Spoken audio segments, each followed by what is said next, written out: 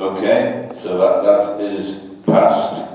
The second part of the motion is, do we want to vote on that, or are we happy not to vote? We're all in a favour that we should have, I said Paul, but it doesn't have to be him. If the Chief Fire Officer is available and can come and talk to us at our meeting I'm talking about the meeting in January, then we'll have him. Whoever it is. The Chief Fire Officer Dan Stevens lives in the Wirral, so it'd be handy for him to come all the way home, so let's invite the Chief. Let's invite the Chief. Again, Chair, I don't know the ins and outs, legalities, whether we have the power to do anything as a scrutiny committee, but if the solicitor can take on board our wish that we invite the Chief Fire Officer to talk to all members, it doesn't. I'm just anxious that this proposal was at the last full council. It's now been deferred again to this scrutiny committee. The clock is ticking. I don't want us to be stuck to this committee to keep ownership of it. It does talk about all members. If we can come next week, well, we'll have it next week, you know what I mean? I don't want a time limit in, and I don't want to fall foul because we haven't got the power to do it. So. I think, Mike actually touched on an important point before, and I know, because I think I'm right in saying that, I don't know whether they reorganised, but isn't the Wirral organised now more on constituency basis from the fire and rescue point of view? Because I know Paul Murphy sent around a new organisation chart in which he designated somebody to be the chief fireman for Wallasey and the chief fireman for West Wirral and so on. Yeah, I think one thing that could go out from this meeting is we could urge all the constituency committees that they invite the fire officer in the same way as they used to come to the because I think that is important. There's a nod from the audience. That's as in as well as we want Chief Fire Officer. No, sorry, I wasn't saying as an alternative. The Chief Fire Officer should come here, but I'm also saying that the constituency committee should be encouraged to ensure that, because ultimately it is the individual constituencies are going to, if there is a rationalisation of fire stations and or whatever, then it's the individual constituencies who need to be aware of that and need to discuss it. So they do need, but it wasn't in any way trying to say do that as an alternative, it was simply saying that that should be done.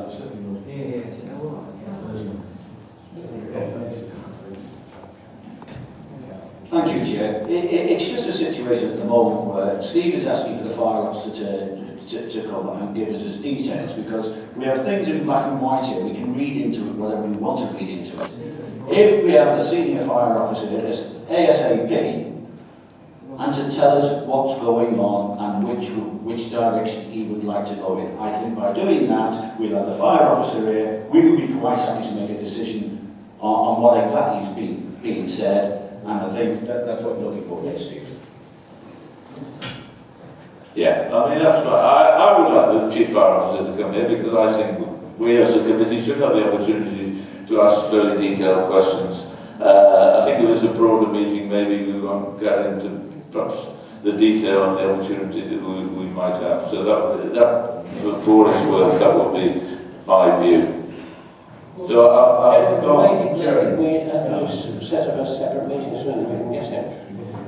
Denise, I'm sure can contact him very promptly. Denise, you could contact Dan very promptly and send book a date for resolution. I don't have a problem if he wants to come to half a dozen meetings. He's more than welcome, but I would like him to come to this committee and talk to this committee. So I'm taking it as we're all going to nod now, aren't we? That we're in agreement that we should invite the Chief Fire Officer to the next meeting of this committee. Again to the council to address all members, all members being invited. That's the all members being invited. I'm losing it again. I mean, all members, yeah, okay. All members are invited to this committee. It's a significant issue about people's lives, and we're trying to keep it together as this little committee. We've done our job, we've listened to the notes of motion, we're now proposing an action that would involve all the council. Isn't that what we want to do as a scrutiny committee? Make things happen. All members think of it. Yes. Anyway, come on. I think we've made a decision and we know where we're going. I'd like to move on because I am still committed to try and finishing these meetings by 8 o'clock. Good man. Okay, thank The you. next item on the agenda, and I can find the agenda. Somebody tell me what it is. Is it the on the highways panel? Oh, youth employment. The kind of almost safer worker.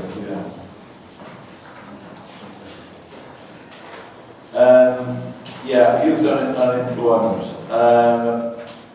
I did find this report was a very good report in many ways, because let's not forget that number 2 in the corporate plan is improving employment prospects on the Wirral. And in fact, you could argue that the other 2 aspects of the corporate plan, in terms of safeguarding and health inequalities, would actually be improved as well if we could do something about reducing unemployment levels. So this is a key area, and it is important that we keep it, this committee doesn't lose sight of where we are in relation to employment. And just on that, I would I read with interest the work that Pat Hackett has done, and I think that's very good that it's done very much a sort of local city region effort. But that doesn't mean to say that we shouldn't get involved. And I also noted that I think there's a number of initiatives that have come out of that report which will be continued and will be taken up, and the Wirral is going to lead, I think, on 4 of those. And we welcome that, and I certainly welcome also the additional funding coming from Cabinet Office Europe and the good old Crown Estates. One thing, actually, just on the report, from my point of view, I didn't, to be perfectly honest, I didn't like those percentages right at the beginning. I think they're a bit headline grabbing and possibly a little bit misleading. It's the sort of thing that I might put in the leaflet, but actually I don't think they really do justice to the problem. You need to get into the nitty-gritty to understand exactly what is happening to employment levels. That gives a slightly... Yeah, I know. I mean, it is slightly... This does slightly gloss the numbers a little bit. But that said, there's a lot in here, and there's a lot of proactive work that's taking place. And I think that's just about it as far as I'm concerned, other than to say, I thought it was good. I know, Mark, you're doing some work on apprenticeships, which is in some way related to this. I welcome this report. Not wanting to overload this committee too much, but I think at some stage, maybe not the January meeting, maybe the March meeting, I would welcome a further update on this, because I do think this is quite key to many of the issues that we have on Wirral. That said, what else? Anybody else want to? Go on, Eddie, before Steve. Sorry, Chair. Thank you, Chair. Just looking at 6.1, the Wirral apprenticeships, they're only asking for 50 this year, and the thing I get a little bit worried about apprenticeships, when I say my apprenticeship, it's a 5-year apprenticeship. Can we have a breakdown on what the apprenticeships are, whether they're 1-year apprenticeships, someone doing their nails, for instance, or whether it's a 4-year apprenticeship, someone doing the normal building trade apprenticeships that we have, electricians, plumbers, and so on and so forth. This gives us 50 new apprentices, but they could all be exactly the same trade, all come out at exactly the same time, so we may have 50 fitters all coming out at the same time. I'd just like a breakdown on exactly what the apprenticeship is, how long it is, and how many of the individual apprentices, because I was talking to someone early on, and they call, with all due respect, ladies, girls painting their nails as an apprenticeship. Don't ask me, that can't be a 4-year apprenticeship, but if you're looking at electricians, plumbers, and all the other trades, that's a 4-year apprenticeship. And if you look across the country at the present moment, and I'm not getting political in any possible way, is the main trades are people coming from Europe, because we haven't got an electrician or we haven't got a plumber around. I would like to know exactly what's going on and the details of the apprenticeship. John, I think it might be appropriate, Mark, if you'd like to respond to that. We've done a draft scoping exercise for the apprentice review, which we're going to share with other members fairly soon. And some of it will be to look at the breadth and scope of what our existing offer is, and also looking at creative ways to move that number beyond 50 in terms of talking to big employees, in terms of going out and seeing what best practice, what other people are doing. So I think all those questions in time will be very fully answered, and some of this will include going to interview young people who are considering apprentices and seeing what their demand is and making sure that our supply matches demand and different things like that. So I think all those questions and more will be answered. So just to follow on that, yeah, the 3 pockets of money that we're looking at applying to, I just wondered if officers would be able to answer whether there's any scope in there to enhance our apprenticeship offer, because we are down to 50 years. If I could just respond to that, I think in terms of the funding availability, yes, there are some opportunities within those programmes to try and get more apprenticeships, because obviously we've had very successful programmes over the past few years, and it is an important area. Sure. Just in response to that, it would be good to, I know when we were discussing the budget option last year, that no member at all felt comfortable with the citywide region offer, but it was a necessary evil at the time. So I wonder if, there's maybe a recommendation to this is that, we just say to officers, whenever new funding streams come up, if there's any potential at all to improve the offer, going to mention it in terms of scope and numbers for that opportunities taken. That's a priority of this committee. Yeah, I mean, that sounds sensible. And that, all those points that you will cover within your report. Sorry, Chair, I've become a little bit offended by some of the views. I thought we were a group, a committee of people being appointed to these tasks to actually have a contribution. This isn't Mark's project, by the way. This is a project that was agreed by the spokespersons to get all members involved. And if someone's going off and doing their own thing without even touching base with the other representatives from the other parties, I would say knock it in the head, please, and I'll hit one at the earliest stage. Second point I'm not over enamoured with. I thought when a report was presented to any committee or any the author or the director responsible as the author would give their professional view.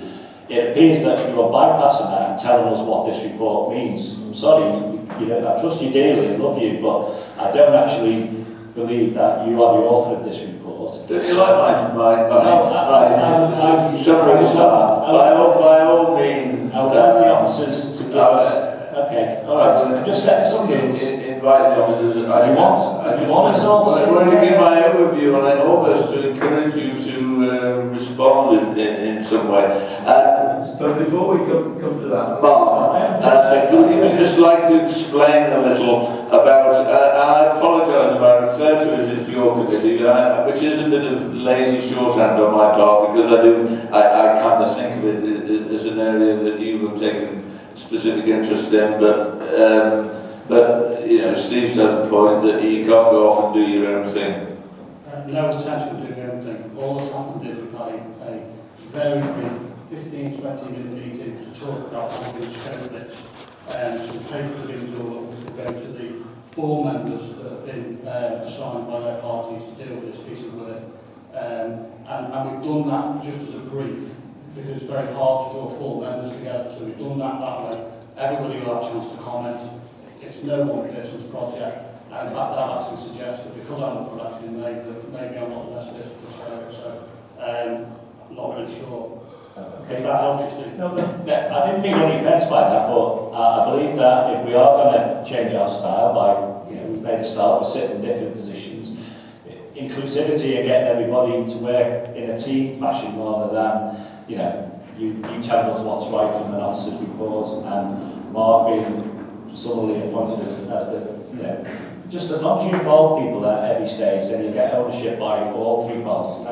That's hopefully what we're going to try to encourage. It wasn't being offensive in any way, shape or form. However, I have got some comments on the report and perhaps a way forward, but and I'll dispense with the officer's interpretation. I read it as us doing pretty well on the youth employment scene against a difficult national backdrop and a difficult local scene, general comments, but we could do better and should strive to do better. And my view against some of the issues and some of the highlights there, this issue that was raised about experience. If you haven't got experience, you can't get a job. Well, clearly, if you're a young person, then it's chicken and egg situation, and that is something I think we could spend some time on in terms of not particularly expensive, but a lot of the things in there seem to be about attitudes. So employers' attitudes, not relating to what young people think is necessary to get a job. Things like being keen and enthusiastic. I was always taught that was the way. And, gone are the days. I left school in 1974 and I had 21 job interviews available. That was in 1974, and I don't think anyone has that situation now. So the times have changed really dramatically and are very, very, very different. I also looked at, as Mark has the sort of funded pots that are available, and they are being allocated on a regional basis, which fits in with the debate we're going to have on Thursday night about whether we should work as a combined authority and joint authorities and be in there together. And should also be able to put, I think, the Wirral stamp on it, because we were very successful in the attitude we took about apprenticeships, and particularly when we made the brave decision to change from neighbourhood funding. Remember the neighbourhood funding we had? We were the first authority that said that will only be used if it's job outcomes. Lots of other authorities hung on to that money and just kept the same old project going. We've done that very early on, so we can't put a Wirral slant on things. The thing I'm very interested in is the statement you made, Chair, which you did refer to the corporate plan.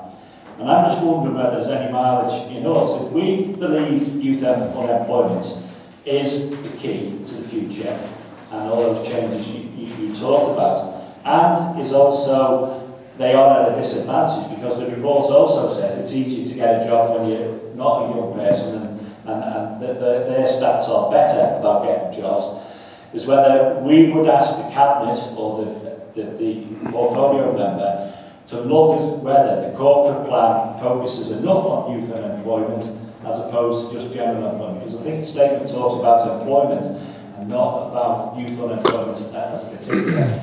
We don't have to make a decision tonight, but we could ask, if you like, the Cabinet to review the corporate plan and procurement policies and everything we do, is whether it has got that slant or that focus on youth unemployment as opposed to general employment. Because if this report is saying there's a distinct disadvantage in competing in the workplace, we could point, as a general consensus, this committee could point the Cabinet to just look at that as a report to Cabinet, whether we can slant the corporate plan, whether we can slant some of our other policies to actually assist this situation and make it better, which isn't the worst story in the world, but not the best story in the world. So that's the contribution I was going to make, Chair, if that's okay.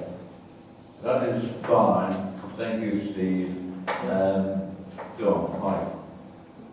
Thanks, Chair. Very briefly, Chair, I'm passionate about apprenticeships as well. So no councillor should take ownership of it. We are a body of 66 of us, I think, and we all should be involved and we all should be concerned about this. Now, I've been looking out there desperately if there's any funding, because I'm coming from another point of view. We get the funding in as a council, and we believe we should promote businesses and help businesses by giving that money out for apprenticeships. And I think it is a good idea that was called for previously. Let's get a breakdown so we can see. I don't believe that people are getting apprenticeships for painting nails, and if anybody came to me and suggested that, I'd firmly put them in their place, because that isn't the role of apprenticeships. Never was, never will be. But it is an acute thing, this. And I believe there's departments within this council, having said what I said about using the money wisely and putting it out to businesses, there are departments within this council who are desperate for apprentices. One I know in particular is the yard that maintain the grit bins, the gritters and the bins in the winter. They do a fabulous job down there, and the work staff have been cut to the bone, and they do an absolute, to keep our gritters, and we all see them in the winter, and all the residents come to us and say there isn't enough grit and all this. Those wagons are being maintained on a wing and a prayer. And when I went down there with the cabinet member and some people from Highways, they're desperate for an apprentice down there. And the apprentice would come out with a gold-plated apprenticeship because of the quality of work. And because of the lean times, and that's all I say, and I don't want to be part of political either, but because of these cuts of suffering, we need to look as well within our own house here as well, and the cabinet, and we need to take a serious look departmentally. You know, we just had, I think it's 8 apprenticeships taken on in Parks and Gardens. Now they scrimped and saved to get that money, and that department is able to do that by good housekeeping.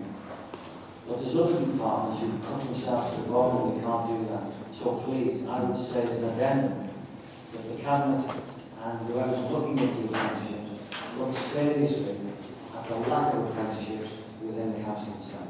Thanks, Chair. Thanks. Perhaps ask David just to comment on the council's employment of young people and apprenticeships generally. Just before that, I would say there's nothing absolutely wrong with doing an apprenticeship to paint nails, because it is people do that, and it is a skill. Paul.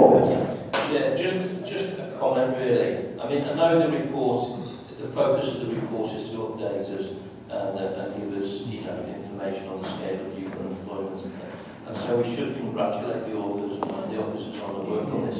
But the fact that we're just asked to note the report seems almost inadequate, because obviously because of our passion towards assisting and helping and facilitating our young people. So, I mean, I personally would like to pass back to the officers it's just we just need to focus everything we do on helping our young people. So, they are our future, and I certainly concur with Steve's comments that we make sure that the focus of our initiatives are to assist and help our young people. So the fact that yes, we do note the report, but we'd encourage our officers to look for every opportunity to give just everything we can do really, to make opportunities and facilitate openings and training for our young people. No, I mean it is a good example actually of something where the city region does have a part to play, and there's some very positive items in there, and I think Pat Hackett and the team from Wirral are to be congratulated for the effort that they've put in thus far. But you're absolutely right, Paul. It's something we shouldn't lose sight of, and we must continue to press forward. David, would you like to? Yeah, if I could just make a couple of comments, if that's okay. The first thing is unemployment is a really major issue for us in all its aspects, and we shouldn't lose sight of that. The second thing is youth unemployment is a particular challenge issue. It is extremely important to us in the